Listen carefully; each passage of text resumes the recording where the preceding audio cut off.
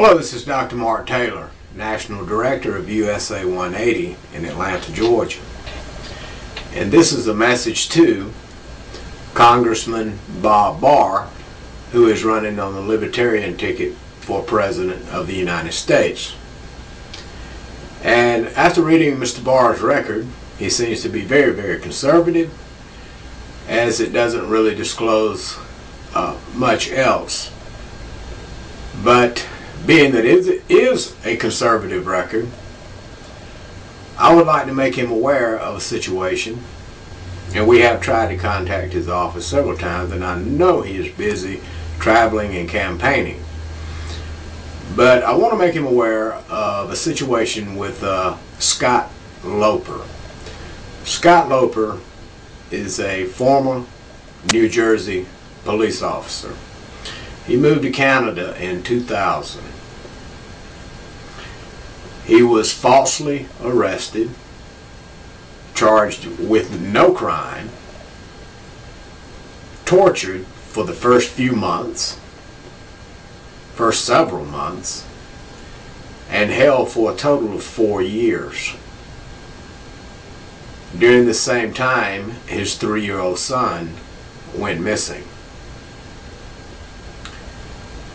When the higher authorities in Canada began to investigate, and this is after Mr. Loper being incarcerated illegally, no charges, no crime committed,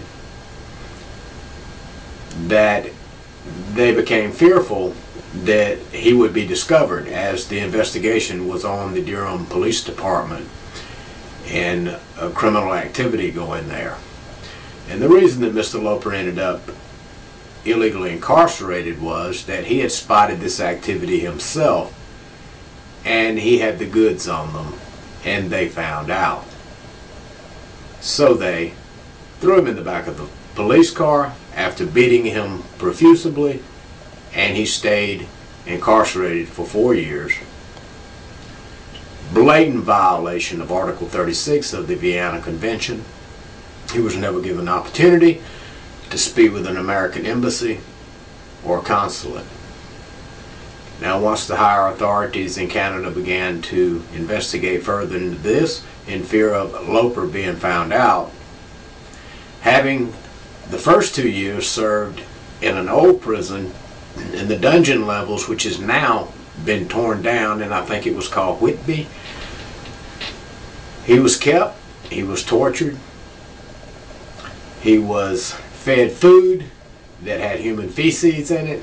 He was kept in cages that you would keep an animal in, with cockroaches constantly crawling, to the point, as he's described to me, that after a while they become your friends, and every now and then they would drag him out and hook a hose to a hot water radiator and scald him down until his skin blistered from the heat. But after a period of time of being in such filth, you grow anxious to have that, even though the severe pain, only to be thrown back into it.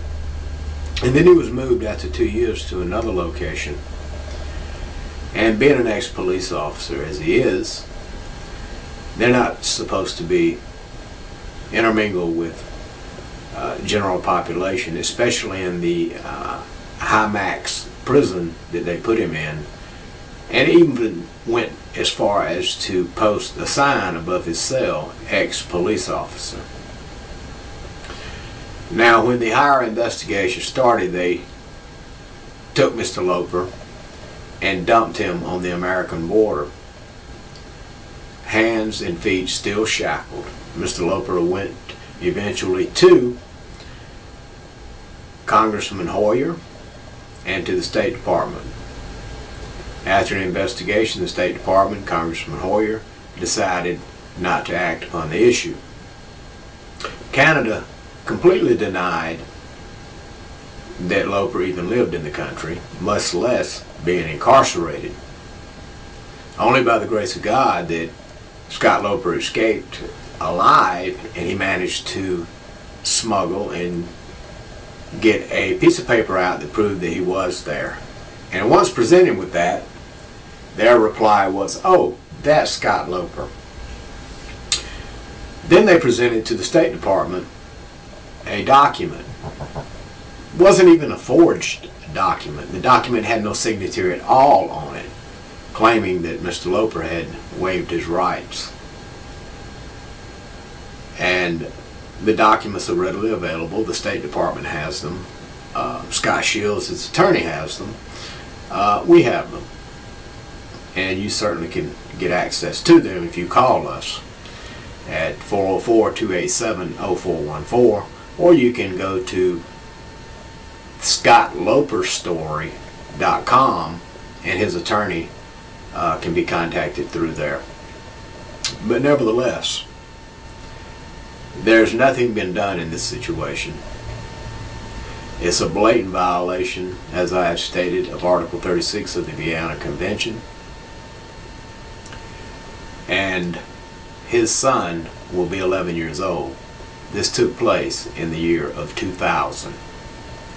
And that has been the reason for our contact, or constant contact, with your office trying to reach you. Because we know that there is somebody that has the courage and the moral fiber to stand up for this blatant violation of an American citizen's right. You can learn all you want to about it by contacting us, or, as I said, going to Scott Loper's site at scottloperstory.com. All of the documents are there. All of the State Department documents, all of the communication back and forth through the various congressmen, Congressman Hoyer. I might add that Congressman Wolf has taken up issue and shown an interest in this case, and we applaud Congressman Wolf for this, finally. But I believe that Congressman Wolf is going to need all the support he can get and encouragement in this issue. But we do thank you, Congressman Wolf. And being the conservative that you are, Mr. Barr, and I know you're a native Georgian as I am, I know this is something that you would take great interest in, as you have proven to be a great humanitarian in your voting record. And unfortunately, you have been made to be known unpopular because of your conservative views. So I would love to have the opportunity to speak with you. And again, I will post my telephone number, as I always do, in the video. This is something you need to be aware of, as I believe you're the type of man with the moral fiber that would take issue and ensure justice. This is Mark Taylor, and good luck in the presidential race.